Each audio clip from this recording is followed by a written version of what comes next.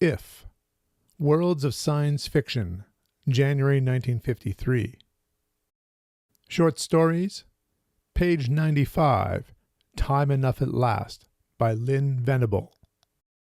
The atomic bomb meant, to most people, the end. To Henry Bemis it meant something far different, a thing to appreciate and enjoy. Time Enough at Last, by Lynn Venable. For a long time, Henry Bemis had had an ambition to read a book. Not just the title or the preface or a page somewhere in the middle. He wanted to read the whole thing, all the way through, from beginning to end. A simple ambition, perhaps, but in the cluttered life of Henry Bemis, an impossibility. Henry had no time of his own. There was his wife, Agnes, who owned that part of it that his employer, Mr. Carsville, did not buy. Henry was allowed enough to get to and from work, that in itself being quite a concession on Agnes's part. Also, nature had conspired against Henry by handing him with a pair of hopelessly myopic eyes. Poor Henry literally couldn't see his hand in front of his face. For a while he was very young, his parents had thought him an idiot. When they realized it was his eyes, they got glasses for him. He was never quite able to catch up. There was never enough time. It looked as though Henry's ambitions would never be realized. Then something happened which changed all that. Henry was down in the vault of the East Side Bank and Trust when it happened. He had stolen a few moments from the duties of his teller's cage to try to read a few pages of the magazine he had bought that morning. He'd made an excuse to Mr. Carsville about needing bills in larger denominations for a certain customer, and then, safe inside the dim recesses of the vault, he had pulled from inside his coat the pocket-sized magazine. He had just started a picture article cheerfully entitled, "The New Weapons and What They'll Do to You," when all the noise in the world crashed in upon his eardrums. It seemed to be inside of him and outside of him all at once. Then the concrete floor was rising up at him and the ceiling came slanting down toward him. And for a fleeting second Henry thought of a story he had started to read once called The Pit and the Pendulum.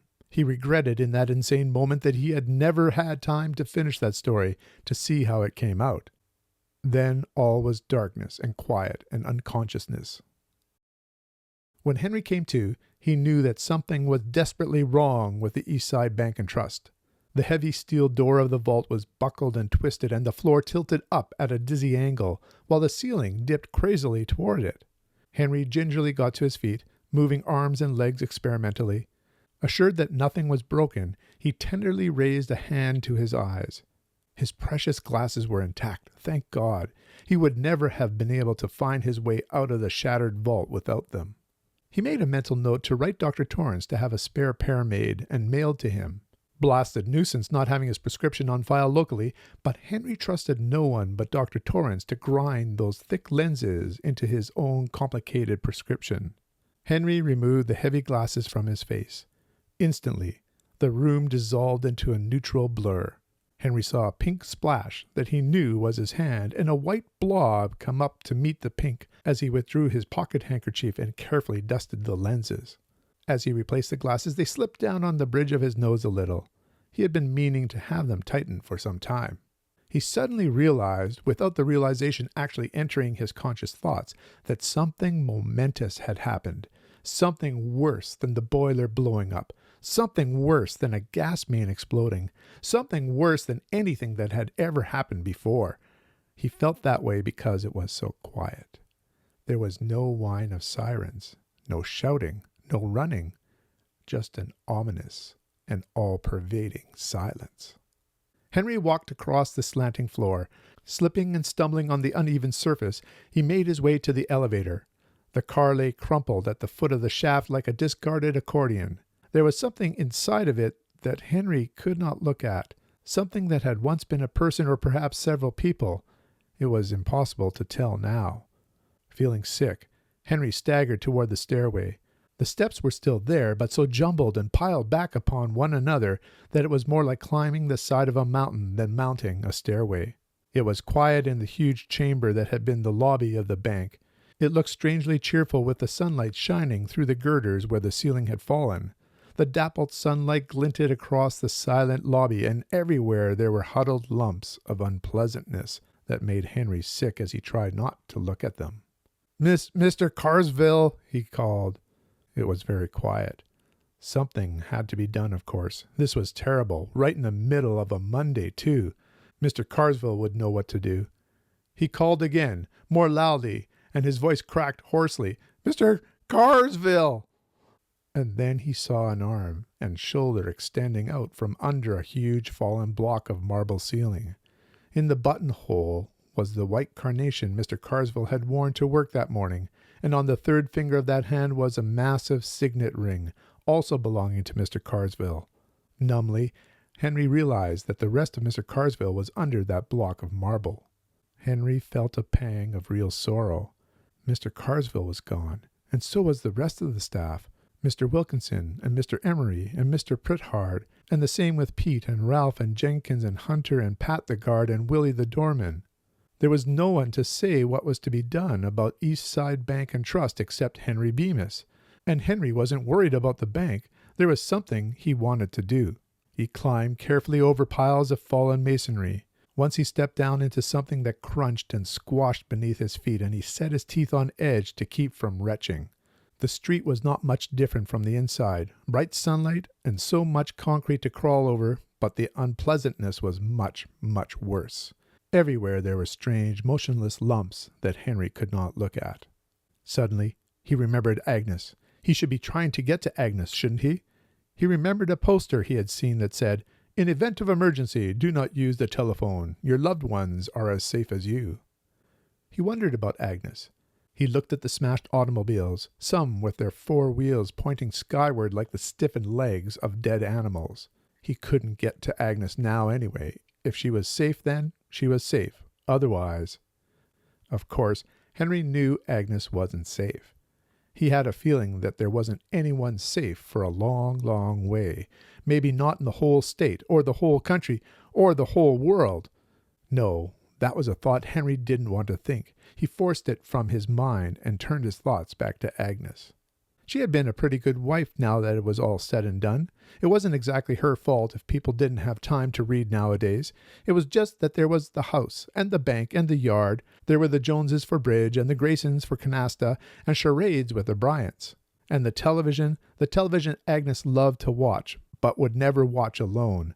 He never had time to read even a newspaper. He started thinking about last night, that business about the newspaper. Henry had settled into his chair quietly, afraid that a creaking spring might call to Agnes's attention the fact that he was momentarily unoccupied. He had unfolded the newspaper slowly and carefully. The sharp crackle of the paper would have been a clarion call to Agnes. He had glanced at the headlines of the first page. "Collapse of conference imminent." He didn't have time to read the article. He turned to the second page. "Solon predicts war only days away." He flipped through the pages faster, reading brief snatches here and there, afraid to spend too much time on any one item. On a back page was a brief article entitled, "Prehistoric Artifacts Unearthed in Yucatan." Henry smiled to himself and carefully folded the sheet of paper into fourths. That would be interesting. He would read all of it. Then it came, Agnes's voice. "Henry!" And then she was upon him. She lightly flicked the paper out of his hands and into the fireplace. He saw the flames lick up and curl possessively around the unread article. Agnes continued, "Henry, tonight is the Joneses' bridge night. They'll be here in 30 minutes, and I'm not dressed yet, and here you are, reading." She had emphasized the last word as though it were an unclean act. "Hurry and shave. You know how smooth Jasper Jones's chin always looks, and then straighten up this room." She glanced regretfully toward the fireplace. "Oh dear, that paper, the television schedule. Oh well, after the Joneses leave, there won't be time for anything but the late movie, and don't just sit there, Henry. Hurry!" Henry was hurrying now, but hurrying too much. He cut his leg on a twisted piece of metal that had once been an automobile fender. He thought about things like lockjaw and gangrene, and his hand trembled as he tied his pocket handkerchief around the wound. In his mind, he saw the fire again, licking across the face of last night's newspaper. He thought that now he would have time to read all the newspapers he wanted to, only now there wouldn't be any more. That heap of rubble across the street had been the Gazette building. It was terrible to think there would never be another up-to-date newspaper. Agnes would have been very upset. No television schedule. But then, of course, No television. He wanted to laugh, but he didn't. That wouldn't have been fitting, not at all.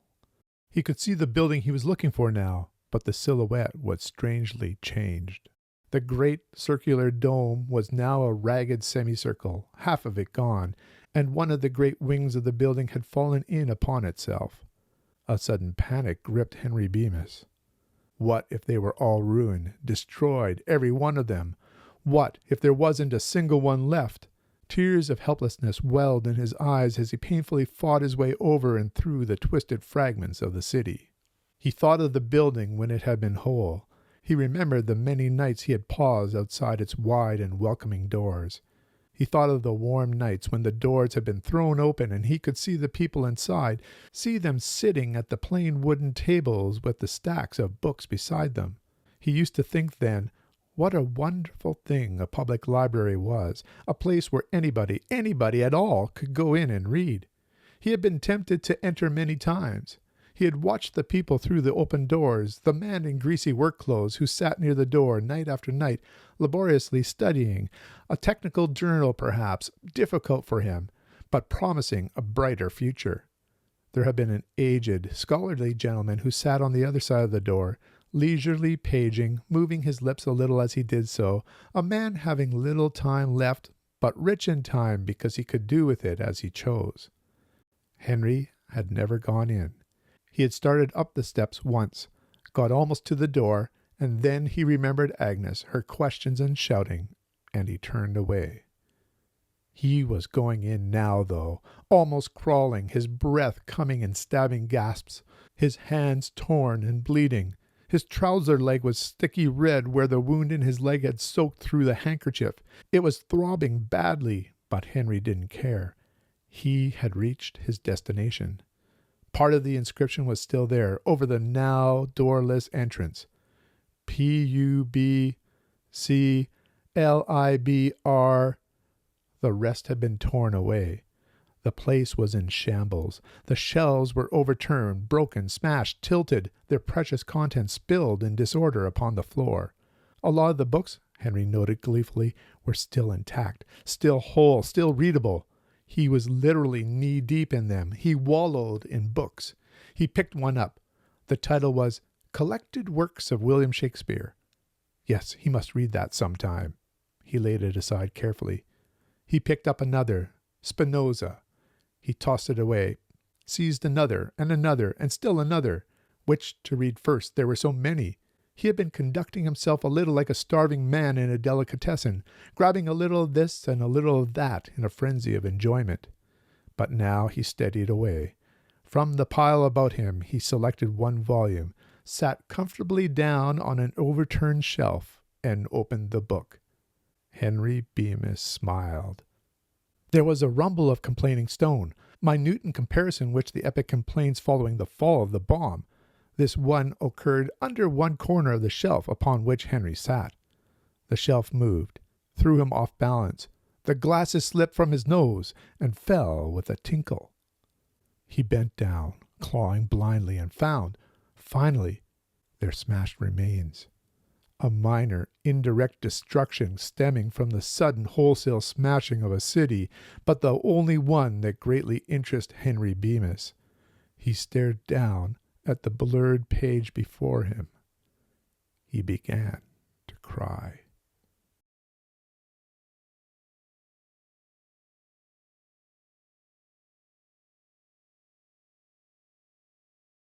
Time Enough at Last is Episode 8, Season 1 of the American television anthology series The Twilight Zone. The episode was adapted from a short story written by Lynn Venable. The short story appeared in the January 1953 edition of the science fiction magazine If, Worlds of Science Fiction, about 7 years before the television episode first aired. Time Enough at Last became one of the most famous episodes of the original Twilight Zone. Teleplay by Rod Serling, directed by John Brom. Original air date the 20th of November, 1959. Where did I put my glasses?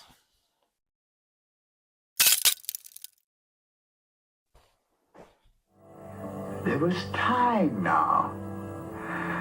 There was all the time I needed. That's not fair. That's not fair.